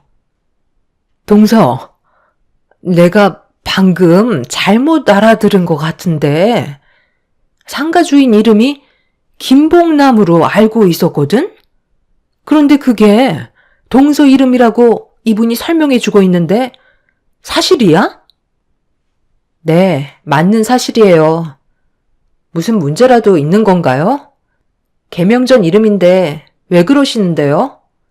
더 이상 상가 운영할 필요가 없을 것 같아 내놓은 거예요. 형님이 8년의 시간 동안 한결같이 동결된 월세를 내고 계셨잖아요. 그게 누구 덕이라고 생각하세요? 저도 처음에 세상 떠난 그이랑 결혼했을 때 많이 놀랐었는데 형님이 저희 상가에서 장사를 하고 계실 줄은 정말 몰랐었어요. 계약 당시 제가 너무 바빠서 부동산에 계약 위임을 했었는데 그때 형님이 저희 상가에 들어오신 거였네요. 그때 제 이름이 김봉남이었고 그이랑 만나면서 결혼까지 생각하게 될 때 어머님이 이름을 개명하는 게 어떻겠냐고 말씀하셔서 김규희로 개명을 했던 거였어요. 형님이 제 상가에 들어와 장사를 하시는 거 왜 형님만 모르셨는 줄 아세요? 어머님이 그때 저한테 말씀하셨던 게 형님이 자존심이 너무 세서 제 상가에 들어와 일을 하고 있다는 사실을 알게 되면 상당히 질투를 많이 할 테고 저와 비교가 돼서 온갖 짜증과 히스테리를 아주버님께 부릴 거라는 말씀을 하셔서 그동안 입 꾹 닫고 있었어요. 저도 굳이 제 입으로 상가를 가지고 있다고 설명드릴 이유도 없을 것 같아 아무 말도 하지 않고 있었죠. 그 상가도 제 힘으로 소유하게 된 것도 아니고 부모님께서 남기고 떠나신 건데 제 것인 것 마냥 형님한테 말할 필요는 없는 거잖아요. 그런데 어차피 아주버님이랑 이혼도 하셨고 이젠 암남인데 제가 형님한테 더 이상 뒤에서 신경 써드릴 이유가 뭐가 있겠어요? 삼류 인생이라는 말까지 듣게 된 마당에 저도 더는 배려해 드릴 필요는 없다고 생각하네요. 이미 다른 분께서 상가를 계약하셨고 이제 제 소유가 아니니 저한테 얘기해봤자 소용없어요. 원래 진작에 처분하고 싶었는데 그렇게 되면 형님이 매달 납부하시게 될 월세의 부담이 커질 게 뻔하고 장사도 잘 안 되는데 경제적인 부담까지 떠안게 될까봐 그냥 가지고 있었던 것 뿐이에요. 새로 바뀐 주인분이 정상적인 월세를 받는 거고요. 형님은 거기에 맞게 월세 납부하시고 생활하시면 되시는 건데 무슨 문제 있어요? 더 이상 할 말 없으시죠? 동서, 잠깐만. 아직 계약서에 도장 안 찍었다며? 나보고 길거리에 나 앉으라는 거야? 그이랑 이혼하면서 내가 챙긴 건 식당밖에 없다고. 그런데 이런 식으로 해결해버리면 내가 너무 많은 손해를 보게 되잖아.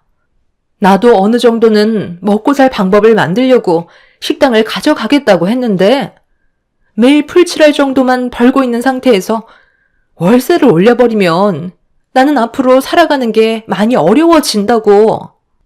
꼭 이렇게까지 해야 되겠어?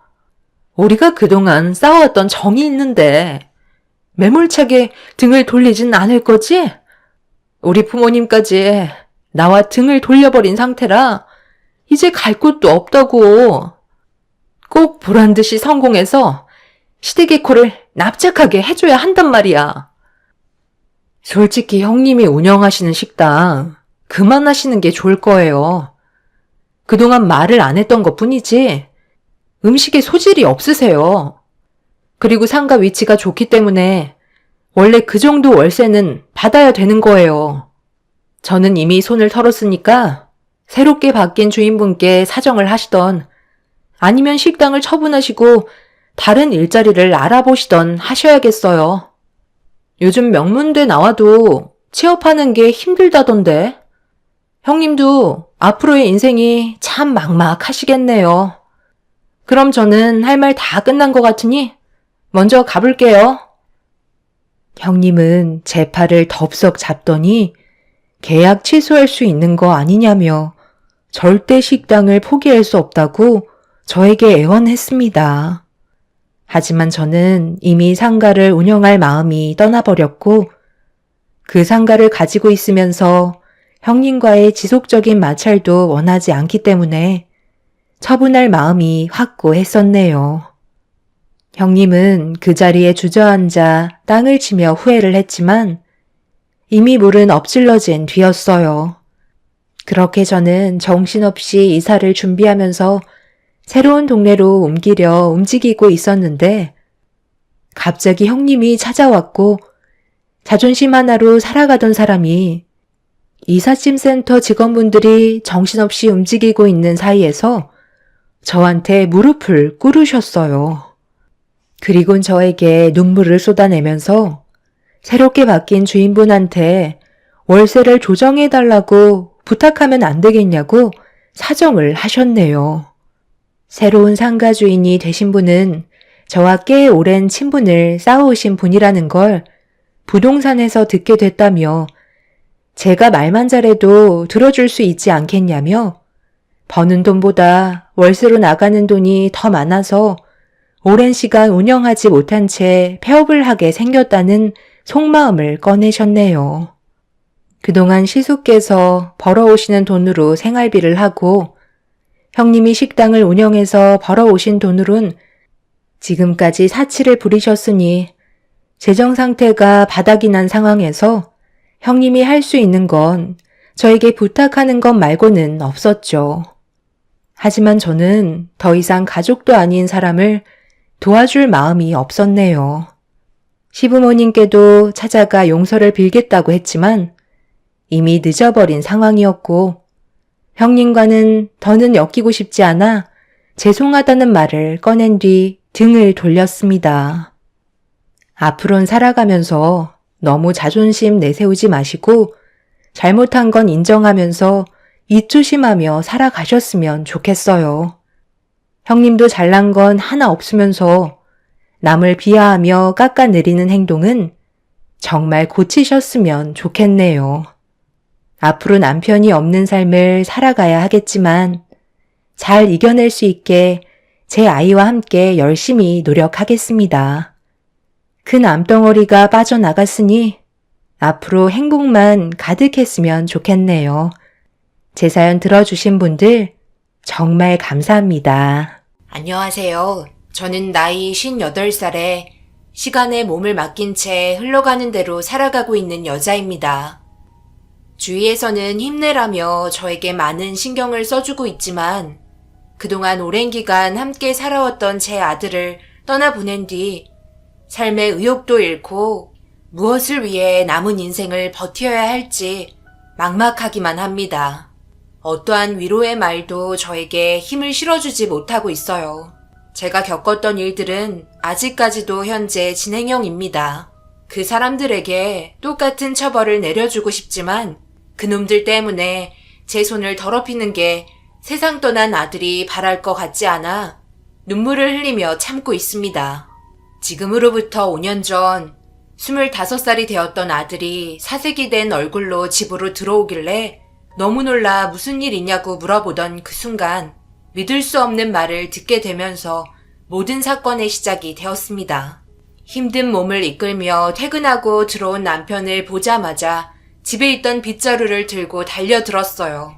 돌발적인 행동을 보이자 당황한 남편은 왜 그러냐며 얼굴을 향해 휘두른 빗자루를 뺏었습니다. 뭐? 왜 그러냐고? 내가 왜 이렇게 화가 나서 난리치는지 정말 모르는 거야? 당신이 한 짓에 대해서 생각해 보라고. 지원이가 지금 나한테 무슨 말을 했는지 알아?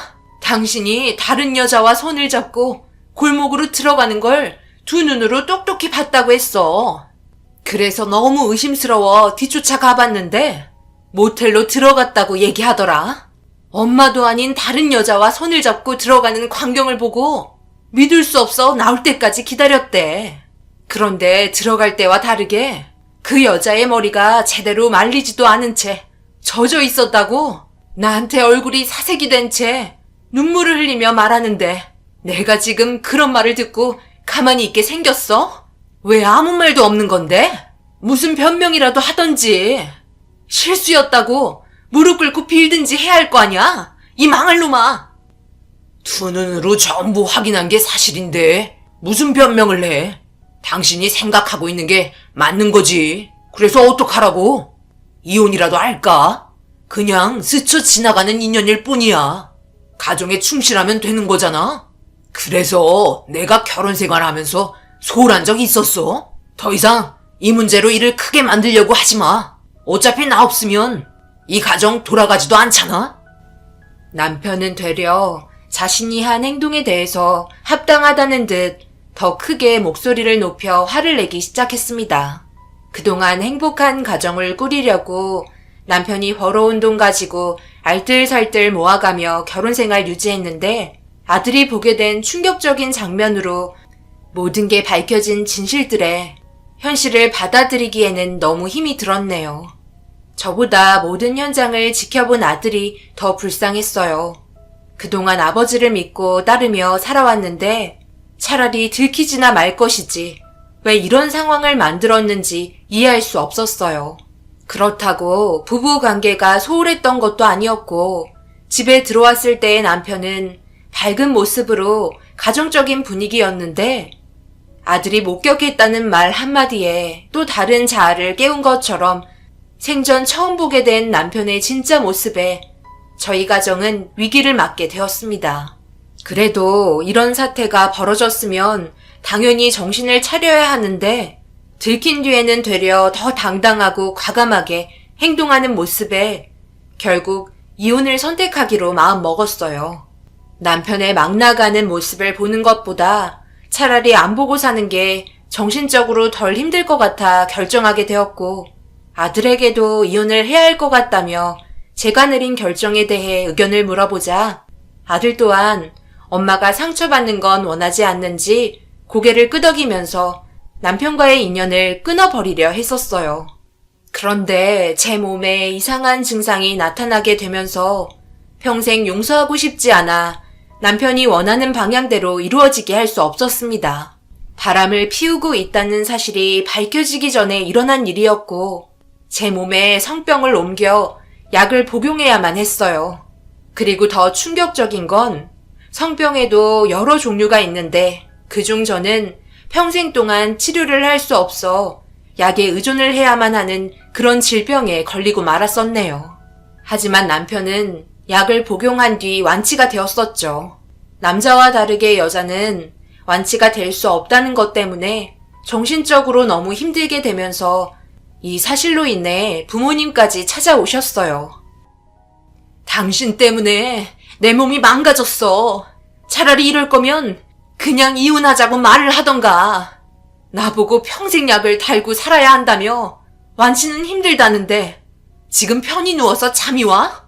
나는 내 몸 이렇게 만들어 놓고 속 편하게 사는 꼴 보니까 절대 이혼 못해. 자네 지금 내가 왔는데도 일어나지도 않는 겐가?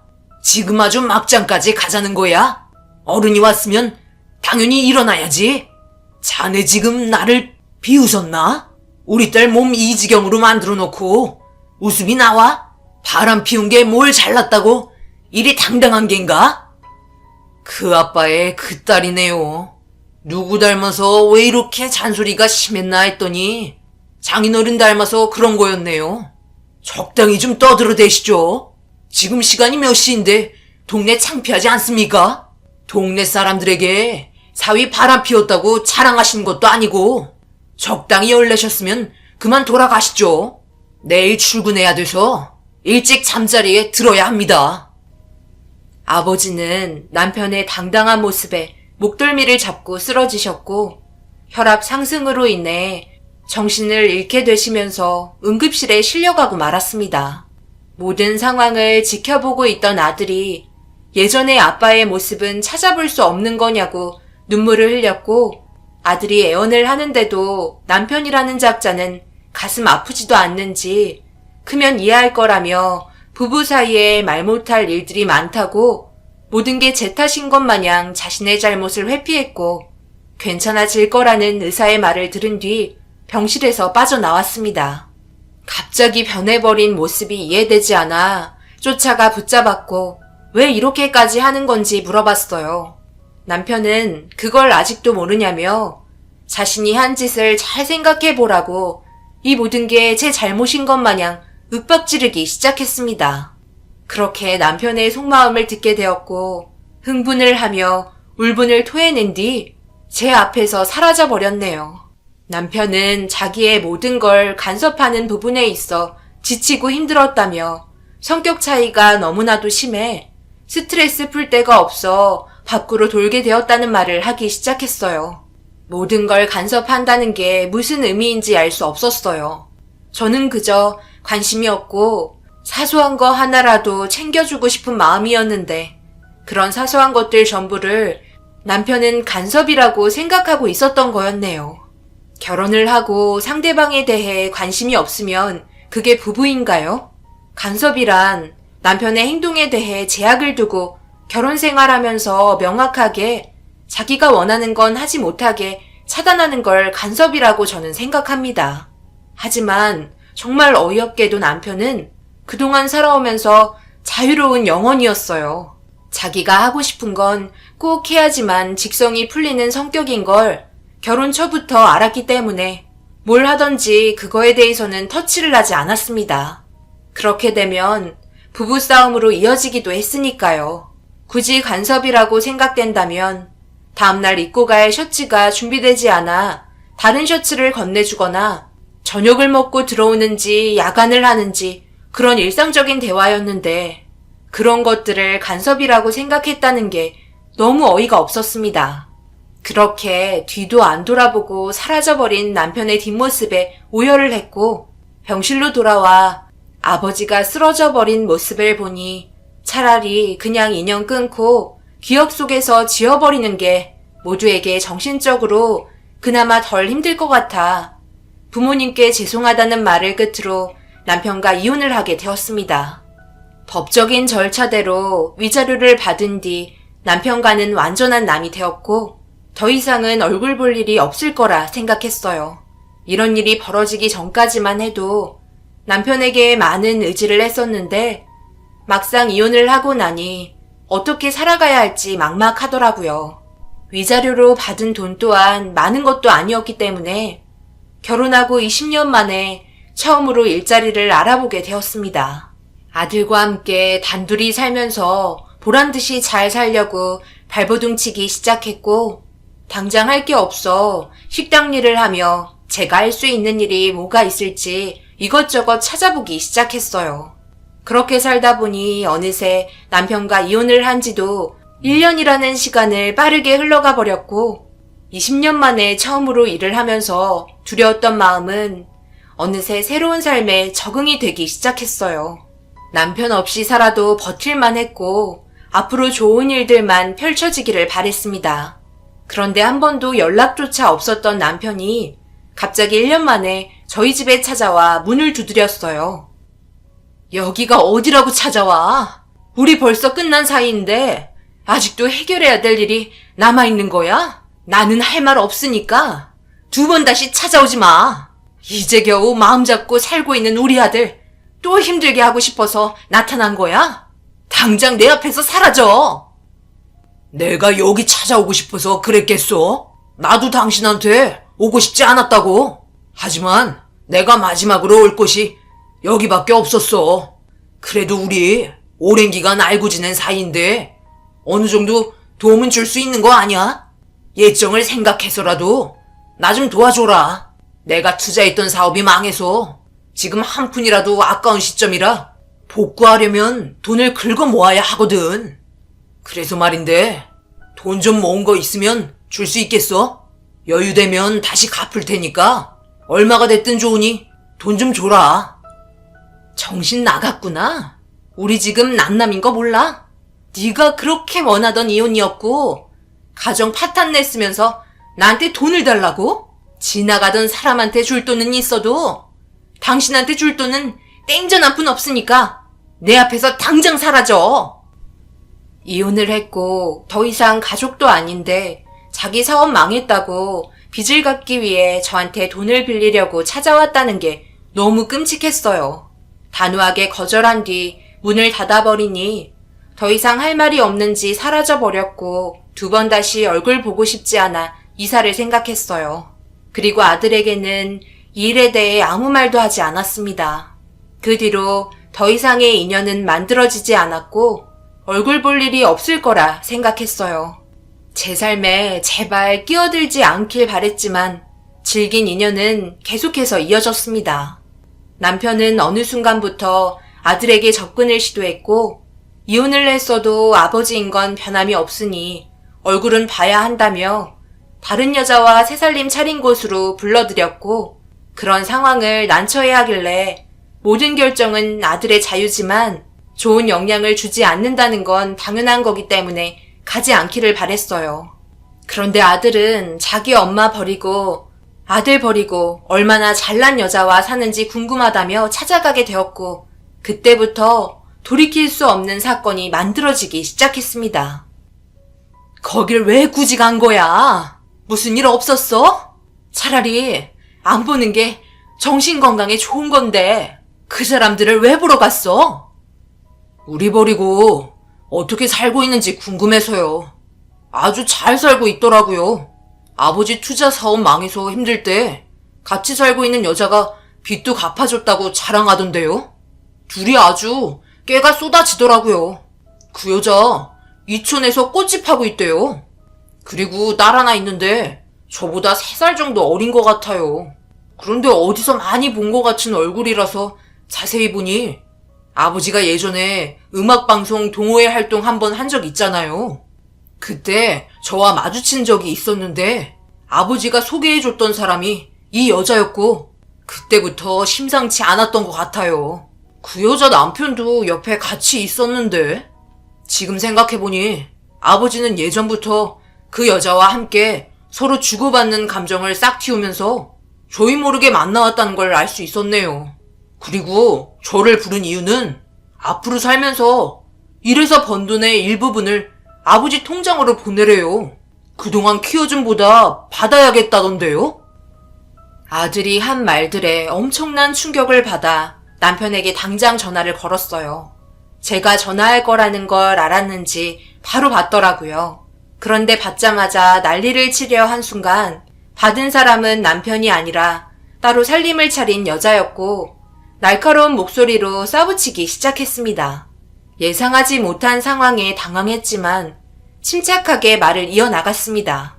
그런데 이 모든 계획이 이 여자의 머리에서 나온 계획이었고 그걸 도저히 듣고 있을 수 없어 정신 나간 여자처럼 화를 내기 시작했어요.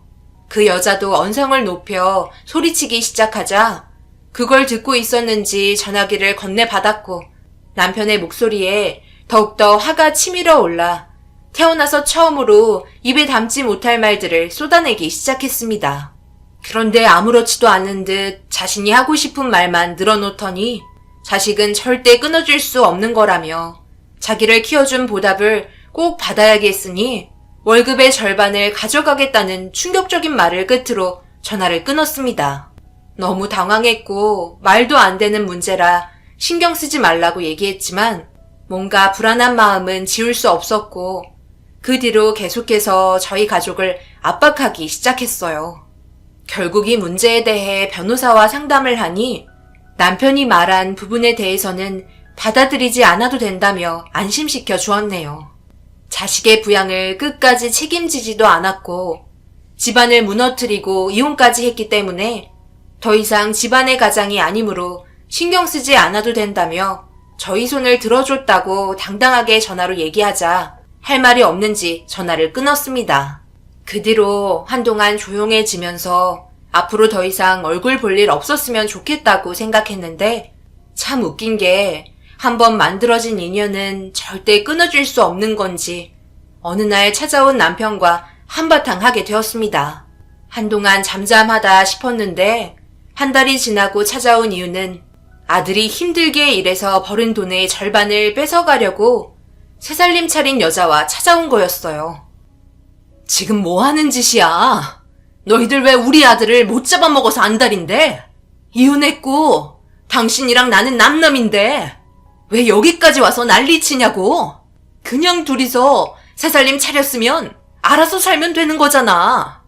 열심히 살아보겠다고 발버둥 치는 아들한테 월급을 가져가고 싶은 거야? 도대체 누구 머리에서 이런 쓰레기 같은 생각이 나온 거야? 왜요? 제가 생각한 건데요. 그동안 먹여주고 키워줬는데 법으로 안 된다면 법적으로 해결하지 않고 받으면 되는 거잖아요. 지금 당장 가져가려고 왔어요. 설마 지금까지 힘들게 키워준 보답을 하지 않겠다는 건 아니죠? 제 딸도 지금까지 월급의 절반 이상은 준다고요. 그러니 당연히 받아야 되는 건 맞는다고 생각되는데요. 동네 더 시끄럽게 하지 않으려면 지금 당장 토해내세요.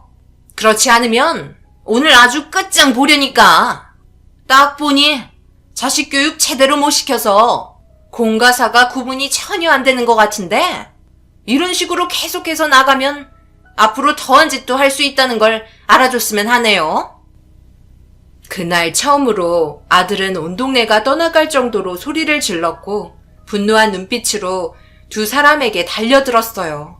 들고 있던 가방으로 휘두르면서 아예 정신이 나간 사람처럼 행동하는 아들을 보고 있으니 눈물이 왈칵 쏟아졌고 그래도 아버지라는 놈이 아들이 점점 미쳐가는 모습을 보고도 실실 웃고 있는 모습에 결국 저 또한 이성을 잃었고 두 사람을 사정없이 밀쳤습니다. 결국 경찰까지 동원되면서 모든 상황에 대해 진술하기 시작했어요. 서로 좋게 해결하라며 합의하기를 원했지만 저희 또한 피해자이기 때문에 그렇게 할 수는 없었습니다. 그래도 한때 사랑했었던 남편이라는 작자가 다른 여자의 치마폭에 휘둘려 하는 짓이 점점 개차반으로 되어가는 걸 보니 너무너무 한심했고 아들은 결국 정신과 치료를 받을 정도로 증상이 심해지고 말았어요. 그렇게 서로 조율이 되지 않은 상태로 시간은 흘러갔어요. 남편 없이 살아가는 것도 힘든데 이혼을 하고 나서도 또 다른 문제거리들로 힘들어지는 게 저 또한 삶의 의욕을 잃어버리게 할 정도로 버티기가 힘들었습니다. 아들 또한 얼굴이 많이 아닐 정도로 안쓰러운 모습에 다른 지역으로 이사를 준비하기로 결정하게 되었고 새로운 지역에서 다시 새 출발하기로 마음먹고 정신없이 준비하며 힘든 몸을 일으키려 하던 어느 날 전화 한 통이 왔어요. 식당 일을 끝내고 퇴근하는데 밖에서는 많은 비가 내렸고 계속해서 울리는 전화를 받으며 우산을 쓰고 정류장으로 걸어가던 도중 믿을 수 없는 충격적인 말에 급하게 택시를 타고 병원으로 향했어요. 그리고 쉬지 않고 하늘에 기도했습니다. 아직 꽃도 펴보지 못한 우리 아들에게 기회를 달라며 하늘을 보며 울부짖었어요. 이런 식으로 헤어지고 싶지 않았고 안 좋은 기억들만 가지고 세상을 떠나보내야 한다는 게 받아들이기 힘들 정도로 너무 두려웠습니다. 2번 다시 아들 얼굴을 볼 수 없을지도 모르는 날들을 떠올리고 싶지 않았어요. 하지만 아들은 더 이상 이 세상과의 미련이 없는 건지 살겠다는 희망의 끈을 놓아버렸고 더 이상 아들의 이름을 불러봐도 저를 보며 웃으면서 대답을 해주지 않았어요. 점점 굳어가는 손을 주물러주며 몇 번이나 아들의 이름을 외쳐 불렀습니다. 따뜻한 온기가 남아있는 아들을 안고 제발 엄마 목소리에 응답하라며 쉬지 않고 애원해도 너무 깊게 잠이 들었는지 더 이상 눈을 뜨지 않았네요. 제 삶의 마지막 희망이었던 아들마저 떠나니 저는 빈 껍데기에 불과했어요. 살아갈 의미가 없었어요. 그렇게 아들의 장례를 힘들게 치러야만 했고 이 사실을 그래도 알려야 할 것 같아 전화를 걸었습니다. 문자 못 봤어? 지금 어디야? 주변이 왜 이렇게 시끄러운 거야? 내 전화 받고 싶지 않은 거 잘 알고 있지만 지금 당장 장례식장으로 와줬으면 좋겠어. 당신 아들이 사고로 세상을 떠나게 됐다고. 교통사고를 당했는데 아직 뺑소니범은 잡히지 않았어. 내 말 듣고 있는 거야? 당신 아들이 세상을 떠났다고. 믿기지도 않아서 말도 안 나오나 봐. 그래요?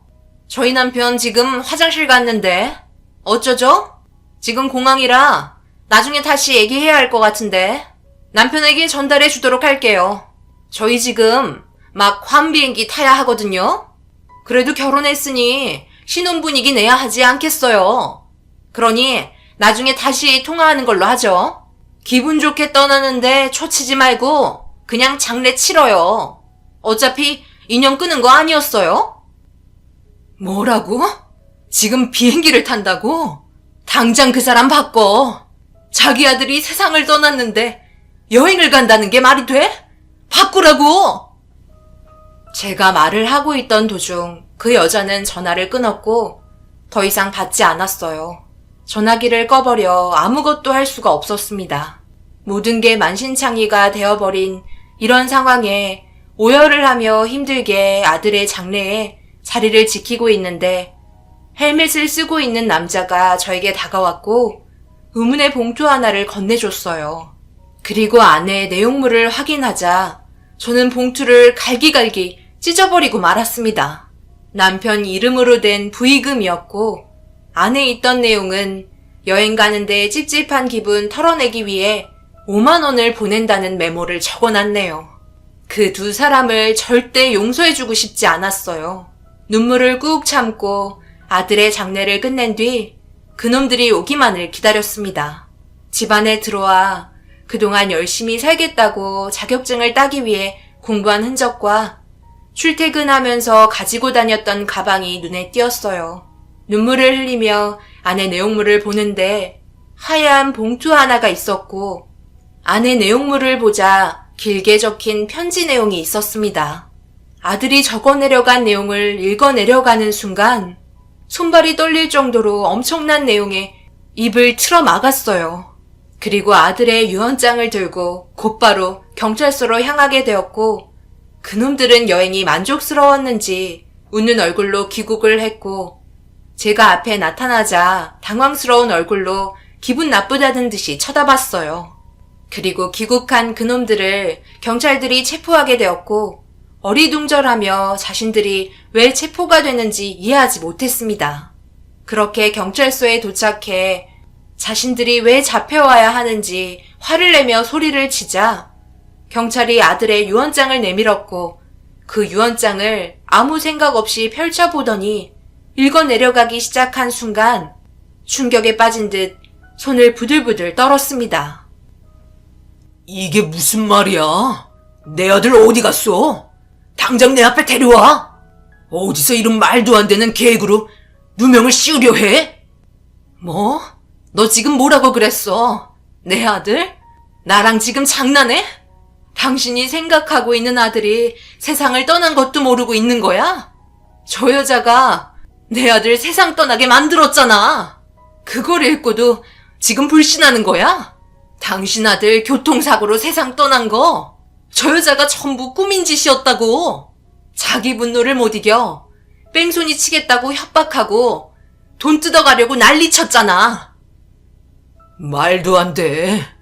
내 아들이 세상을 떠났다고? 나는 전혀 모르고 있었어. 나한테 왜 전화 안 한 거야? 내가 전화를 안 했다? 저 여자 정말 사악하네. 내가 전화했을 때 비행기 타야 한다고 내 전화 끊고 킥으로 당신 이름 적어서 부의금 보낸 거 알아? 여행길 기분 찝찝하다고 5만 원 보냈더라고. 저런 여자랑 살아서 행복하니? 당신이 바람 안 피우고 정상적인 삶을 살았다면 이런 일은 벌어지지 않았다고. 내 아들 살려내. 살려내라고 이 나쁜 놈아.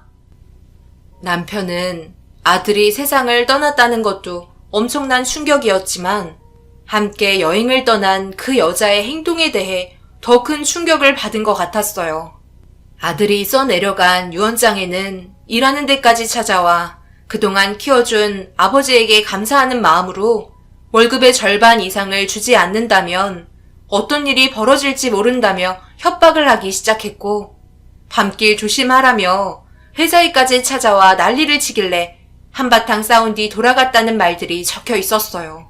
그리고 얼마 전 자신의 목숨을 위태롭게 만든 짓은 썬팅을 한 차량 한 대가 있었는데 불안하다며 차량은 번호를 적어두었고 저에게 말을 하고 싶었지만 너무 괴로워하고 있는 엄마의 모습에 더 이상 상처 주고 싶지 않아 아무 말도 하지 못하겠다며 혼자서 불안에 떨고 있는 내용의 글이 적혀 있었고 마지막으로 세상에 태어나 너무나도 사랑했던 아버지가 다시 예전의 모습으로 돌아왔으면 좋겠다는 말로 끝을 맺었습니다.